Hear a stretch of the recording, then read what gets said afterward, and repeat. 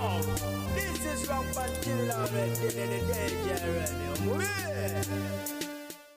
Natsera nyongero kwaniriza ko kufifije the news Uncle Mlonjo Magara mpuliriza bwentyo nenkwebaza ko jotusizako engalo lunaku olwalero yasa olunaku regulo twagenze maso okubanga atetwekanya embeera nga bwe yagenze maso okubawo wali eri kukomera ekigo oluvanyuma lw'omukramanyidwa nga Honorable Muhammad Segirinyanga atebwa okuva mu komera oluvanyuma lw'okusasula ensimbi ezabadde zibasabiddwa obukadde 20 eza bail nga bwe kyali ku mukramanyidwa nga Honorable Alan Sewanyana olwali okiriyalinga sente zo ne balaga nti babatadde ata wenyini ku mulyango we bagenze maso kubanga bakolachi babakwatira ne babongerayo wewawo ye omubaka omukyala wa Kampala amanyidwa nga Honorable Shamimu Malende onoloya mukukutivu heranga yagena maso kubanga ate atudde mu nsonga zino ne baloya abalala abalukwago yassa yavudeyo bwatyo nga asinzira wali eri ku BBS Telefine nagena maso kubanga ate ategeza bana Uganda nti embera ababaka bano ababiri gye bali mu health wise sinungi nakamu nakatono ddala nategeza nti omubaka amanyidwa nga Honorable Muhammad Segirinya aina ekizibu ensigo oba ekirwadde ekyensigo ekyetagisa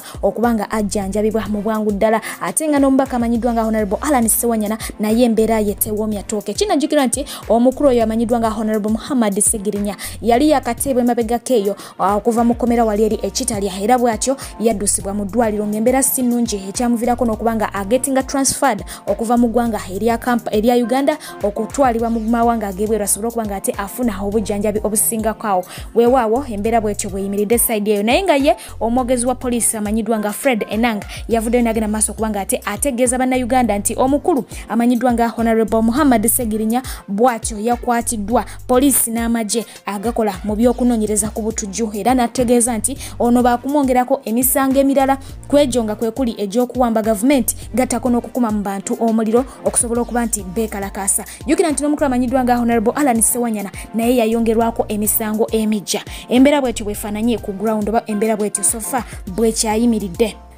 ate ye omwogezi w'eggye lya UPDF amanyidwa nga Brigadier Flavia Byekwaso bwatyo yavuddeyo n'agenda maaso okubanga ate ategeeza nti ye tamanyi kikyagenze mu maaso okubaawo mu kukwatibwa kw'omukulu amanyidwa nga Honorable Muhammad Segirinya wamu n'omukulu amanyidwa nga Honorable Alan Sewanyana n'agamba nti we kubanga ddala bakozesezza lyanyi ababakutte bakoze bubi olw'ensonga nti singa omuntu aba tagaanye kukwatibwa talaba nsonga lwaki oba ogenda mu maaso n'okubanga ate okozesa eryanyi wabula yagamba nti ebyagenze mu maaso tabimanyiko kubanga teyabaddewo era teyabirabye bw'atyo n'atuusa okusaasira kwe eri ababiri bano naye ng'ate wenjogera ye mukyala w'omukulu amanyidwa nga Honorable Alan Sewanyana omukyala amanyidwa nga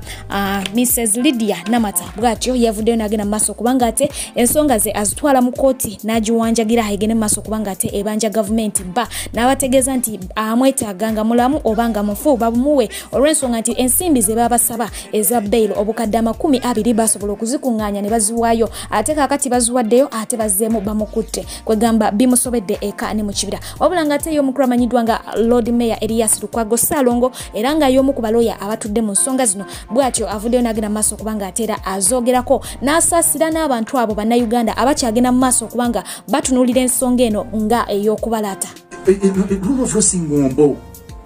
ebintu bibeerawo kati abantu batula balabanga ekyalani balabanga ekya Segirinya abamu bayinza n'ogaana oba bali mu bintu byabwe ogenda n'olaba olinga abalaata bwatyo abo Katemba omuntu ali mu kufa ali muki awusa nti eyo Katemba you are innocent until proved guilty ye yaffe eyangulofoni ye Rwanda yabali nti you are guilty until you prove yourself innocent kakati omuntu Alan Semateeka amugamba tolina musango Segirinya Semateeka mugamba tulina musango okutuusa nga baleese obujulizi mu kkooti baga tukyanoonyereza tuli mu nkola eyo of course bibadde bijja bibeerawo olaba black members weza storming court justice Ogola n'akola ruling eyali ey'amaanyi ebiseera ebyo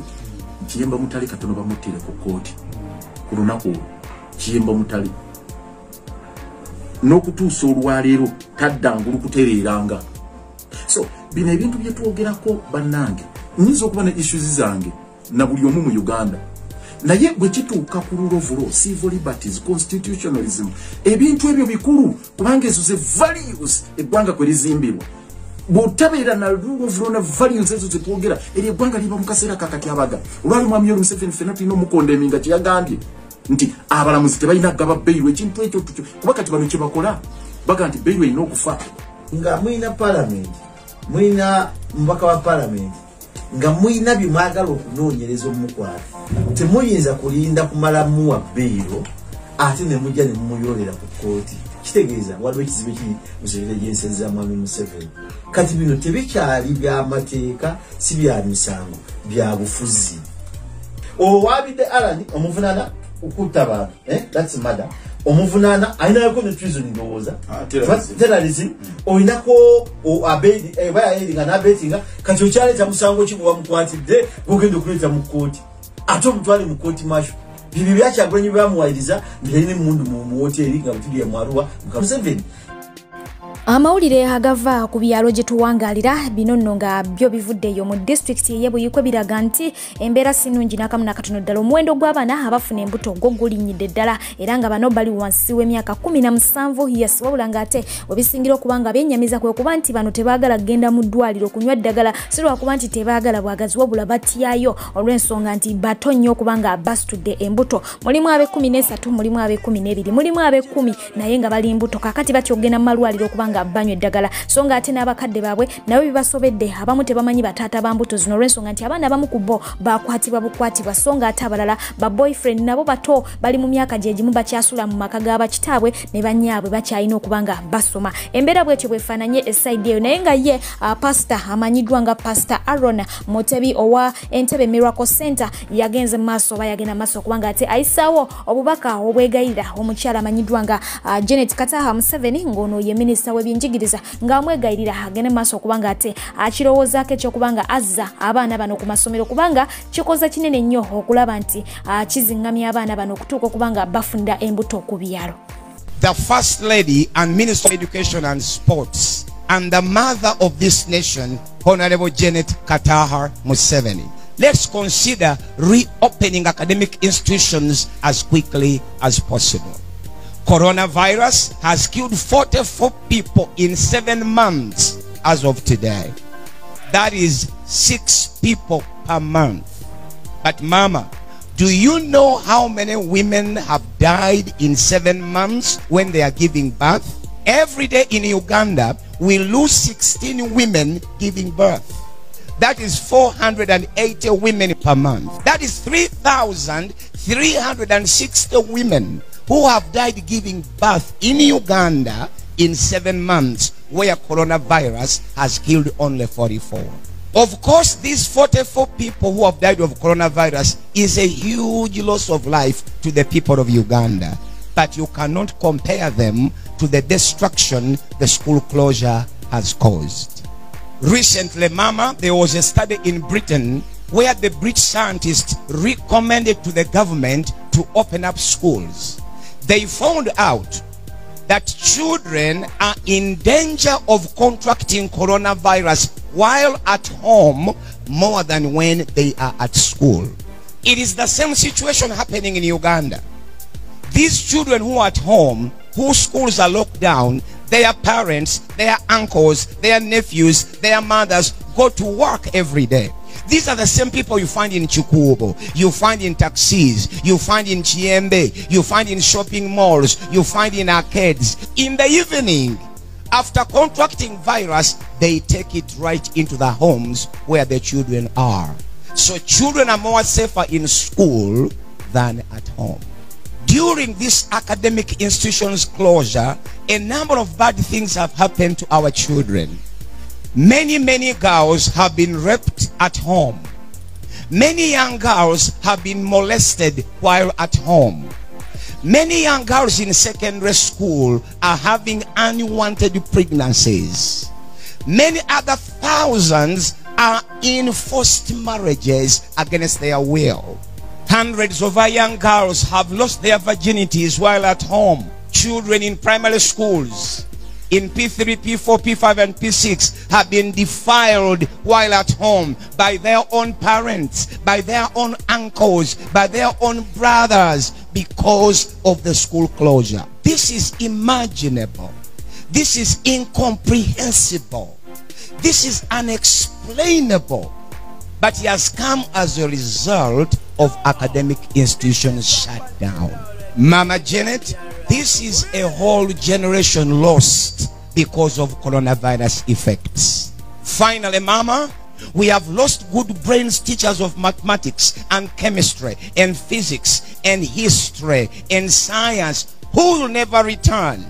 And today, they are border riders. They are chapat sailors. They are market vendors. Others are in bricklaying. It will take us more than a decade to recover from this academic brain loss. Cross-check and see nations like Britain, nations like France, nations like Netherlands, where people are still dying in hundreds, their schools have reopened. Mama, did you know that our parents at the border of Tanzania, in Mutukula, in Rakai, in Chotera, do cross their children to go to study in Tanzania? Did you know that? Finally, mama, let us take a risk and we reopen academic institutions. Let us take that risk other nations have taken. Thank you, mama, for reconsidering of opening of academic institutions. May God bless you. May God bless Uganda, and for God in my country. Ye mutabani w'omugenzi Idi Amin Dada amanyiddwa nga Hussein Lumumba Amina bw'atyo yavuddeyo n'agenda maaso kubanga ate alumiriza omukulu Yoweri Kaguta Museveni okuba n'omukono mu kutta kw'omukulu eyali amanyiddwa nga Benedicto Kiwanuka era nga kigambibwa nti ono yabula ku mulembe gw'omukulu oba ku bukulembeze bw'omukulu amanyiddwa nga Idi Amin Dada paka ne gye buli eno tebamanyiwa gyali wabula ng'ono yasinzidde ku mitimbagano gye n'agenda maaso kubanga ate amulumiriza era nga yayise n'obujulizi oba n'ebimu ku ebyo ebiraga nti ddala yalina omukono mu kintu kino weewaawo ng'abamu ku bo bagenze maaso kubanga bamubuuza ajja atya okubeera n'ebintu ebifaananako bwe bityo. Wenjogera mu disitulikiti ey'e Mukono yase mu bitundu by'e Seta kigambibwa nti ebijambiya bizeemu okukaaba era nga omusuubuzi omututumufu ddala era ng'onabadde atunda byakuzimba yagambibwa okuba nti yasangiddwa mu kitaba ky'omusaayi oluvannyuma lw'okutemebwatemebwa abazigu mu kiro ekyakeeseza olunaku olwaleero era bw'atyo yatiddwa bya bijambiya. Embeera bw'etyo bwekyayimiridde mu ggwanga lyattu Uganda tenaba kubanga ate edda mu nteeko ku nsonga za bijambiya. Abakyala n'abaami kambanjulire Sheikh Musa Sinani omulombi w'eddwa ng'onaavumula n'okutangira endwadde ez'enjawulo omuli amajinni ebisiraane bakuba onoonya mulimu mukyala oba mwami weetaaga mukisa olina olutwe n'ebirala bingi nnyo gwamwetaaze musange wankulu ku kisaawe oba mukubire ku nnamba y'essimu 0752 95 4317 oba omuweereze ka message ku WhatsApp 0782 79 49 22. Webale kubeera mulabi mulungi wa Fifi J News ankanyongera okutegeeza nti gwe natanaba kubanga osubscribinga ku channel FM kwano gina maso biringa ate ho subscribinga ate kumira mpera hagira abankumira mubeere bulungi mbagala nnyo mweraba.